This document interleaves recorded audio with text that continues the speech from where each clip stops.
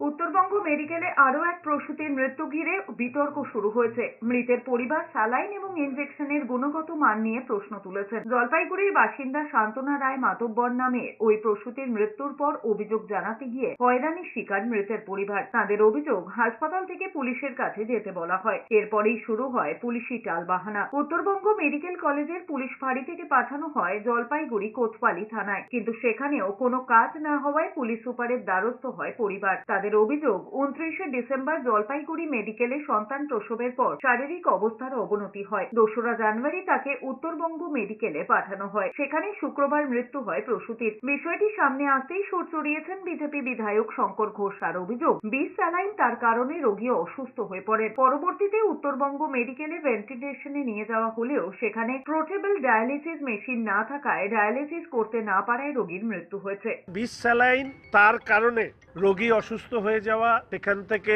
আমাদের উত্তরবঙ্গ মেডিকেল কলেজে নিয়ে আসা, ডায়ালিসিস করানো এবং পরবর্তীকালে ভেন্টিলেশনে যাওয়ার পরে যে ভেন্টিলেশনে থাকা পেশেন্টকে ডায়ালিসিস দেওয়ার প্রশ্নে পোর্টেবল ডায়ালিসিস মেশিন সেটি না থাকার কারণে সেই পেশেন্টের মৃত্যু ঘটেছে। এটা অত্যন্ত দুর্ভাগ্যজনক যে উত্তরবঙ্গ মেডিকেল কলেজ এরকম নোডাল একটা এজেন্সি উত্তরবঙ্গের, সেখানে পোর্টেবল ডায়ালিসিস মেশিন নেই। ফলে স্বাভাবিকভাবেই এই রোগীর মৃত্যুটাকে আমরা বলছি যে হত্যা করা।